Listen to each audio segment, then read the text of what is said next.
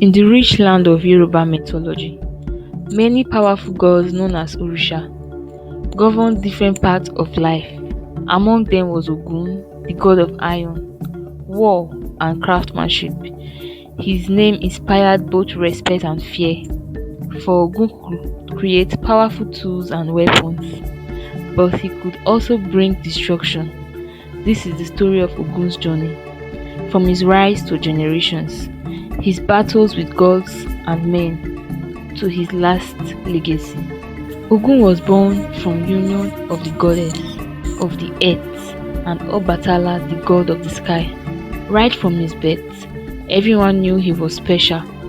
His cry sounded like the clashing of metal, and his eyes gloomed with brightness of fire. From a young age, Ogun was always full of energy, fascinated by the ground beneath his feet, the stones and the metal hidden deep in the earth. As he grew, Ogun discovered a strong connection to iron. He learned how to sharpen and mold it into weapons and tools. With a hammer in his hand, he worked like a master craft, and soon people began calling him the god of iron. His tools became his symbols: the sword and the hammer, and the anvil. His influence soon spread far and wide. Ogun was not only a skilled craftsman, but he was also a powerful warrior. The Orisha often called upon him whenever they needed someone strong to defend the heavens or to clear paths through the thick forest. The earth was bushy, covered with forests that kept humans from connecting with the gods. It was Ogun, with his shiny sword, who cut through the trees and made roads, allowing the gods and humans to be closer. These great acts earned Ogun the title Pathfinder, and he became the Orisha of road and journey. His relationship with other Orishas were important and complex. His closest ally was Okushi, the god of hunting and justice. Together, they were a perfect team. Ogun forged the weapons, and Okushi used them with great skill. However, Ogun's strongest bond was with his brother Shango, the god of fire and thunder. Together, they were an unstoppable force, with Shango's thunder striking and Ogun's sword cutting through enemies.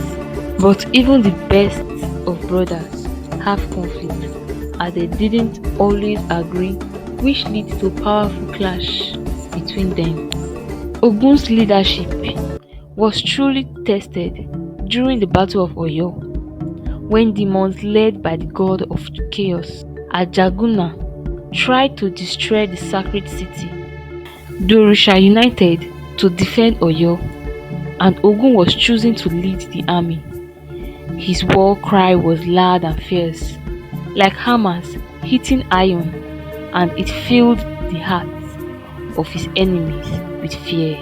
The battle was long and hard. The demons were ruthless, but Ogun's strength was unmatched.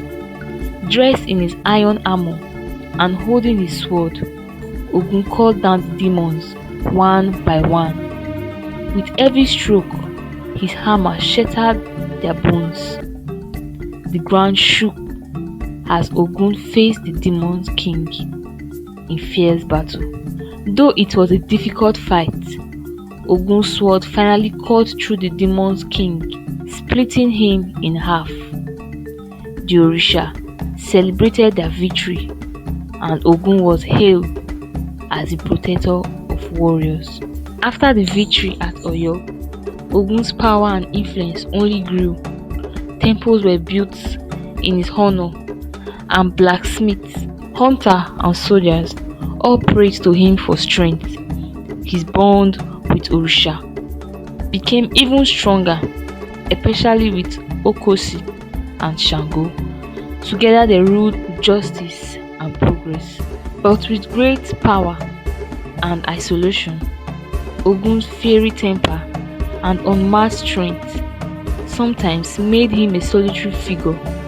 He often retreated to his fog, where the hearts of the fire and the clinging of iron were his only companions. Despite his incredible abilities, Ogun struggled with his inner demons, trying to balance his role as both a creator and destroyer. Over time, Ogun's great power began to weigh heavily on him. He had fought countless battles, created endless weapons, and watched kingdom rise and fall. One day, during a grand celebration in the city of Oyo, Ogun was insulted by a group of young warriors who mocked his role as a blacksmith. Their disrespect made him angry, and in the fit of rage, Ogun lost control and killed the warriors, leaving chaos in his wake. The people who once loved him now feared him. Filled with regret and shame, Ogun retreated deep into the forest, isolating himself from everyone. Lost in his anger and sorrow, he began to question his purpose. It was his old friends Okosi and Urumila, the god of wisdom, who found him in the forest. They reminded him that his power was not just for destruction but also for creation. They urged him to return and help the people once more. Moved by their words, Ogun came back to the world not just as a god of war but as a god of balance. He taught the people how to use iron for building, farming, and protecting themselves. He showed them that true strength wasn't just in fighting, but in knowing when to build and when to defend. Ogun's story didn't end with his return. His redemption marked a new beginning. He became known not only as the god of war, but also as the god of progress and innovation. Blacksmith warriors and anyone seeking strength prayed to him, hoping for his guidance. Ogun's legacy lived on as a symbol of balance, reliance, and the enduring spirit of creation. His stories remind us all that strength must be tempered with wisdom,